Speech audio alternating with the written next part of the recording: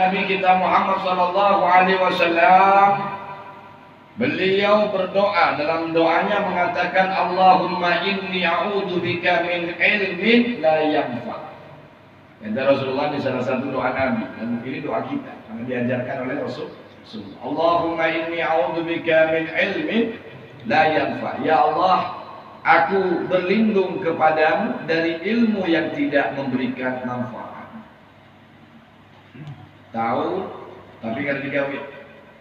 Sudah tahu larangan, tapi diterobos ilmu yang tidak memberikan manfaat. Wa qalbin la yahsya, dan aku berlindung kepadamu ya Allah dari hati yang tidak khusyuk. Bagaimana hati yang khusyuk? Hati yang senantiasa taqarrub ila Allah. Hati yang senantiasa muqarraban ila Allah. Hati yang terasa selalu dipandang oleh Allah Subhanahu wa taala. Hati yang merasa selalu diintai oleh Allah, sehingga dia tidak takut dengan pandangan manusia, tapi yang dia takutkan adalah pandangannya Allah Subhanahu wa taala. Tidak takut dengan kemurkaan makhluk, tapi yang paling dia takutkan adalah kemurkaannya Allah Subhanahu wa taala. Hati khusyuk begitu. Jadi hati khusyuk itu, kalau yang tingkatan pertama namanya musyahadah, tingkatan di bawahnya namanya muraqabah. Kalau musyahadah, tingkatannya orang-orang ahli ma'rifat, mereka yang telah memandang akan kebesaran zat Allah Subhanahu wa taala. Dan yang di bawahnya muraqabah, orang yang selalu merasa dipantau oleh Allah. Mau kemana? Sendirian, kau lihat. Sendirian, Allah yang kedua. Kau berdua, Allah yang ketiga. Kau bertiga, Allah yang keempat.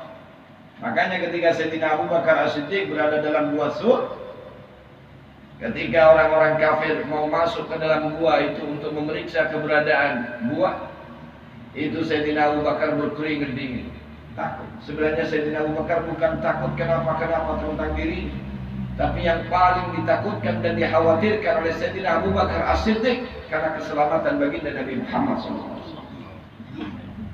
Itu yang ingin diselamatkan. Itu yang menjadi khawatirnya Abu Bakar. Bagaimana Rasulullah menenangkan Sayyidina Abu Bakar saat itu? Rasulullah memeluk Sayyidina Abu Bakar, dirangkul Sayyidina Abu Bakar. Rasulullah mengatakan, la takhaf, la tahzan, innallaha ma'ana. Jangan takut, karena sesungguhnya Allah bersama kita. Jika kita berdua, maka Allah yang ketiganya. Di situ Sayyidina Abu Bakar tenang, karena dipeluk oleh Nabi Muhammad SAW. Siapa orang yang tidak takut nanti di yaumil qiyamah? Siapa orang yang tidak takut saat menghadapi sakaratul maut nanti? Siapa yang tidak takut menghadapi kematian? Semuanya takut. Bukan kita takut dengan kematian, tapi kita takut amal kita tidak diridhoi oleh Allah Subhanahu wa taala. Kita takut bekal kita masih kurang, tapi Allah sudah keduluan panggil kita. Kita takut masih ada hak orang yang ada di tangan kita dan kita belum menyerahkannya. Kita takut masih ada hati-hati yang pernah kita sakiti dan kita lukai dan orang itu belum ridho sama kita. Lalu kita keburu dipanggil oleh Allah Subhanahu wa taala. Ini yang kita takutkan. Ini yang kita takutkan. Maka saudara, ketakutan yang seperti itu akan hilang dan sirna ketika kita di dalam rangkulan Nabi Muhammad SAW.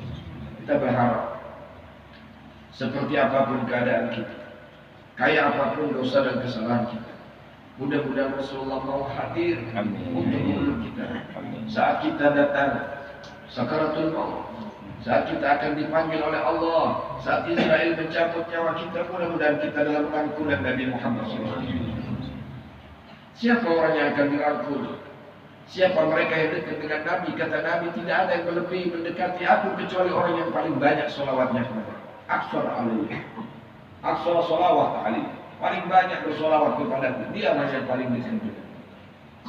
Berbanyak sholawat.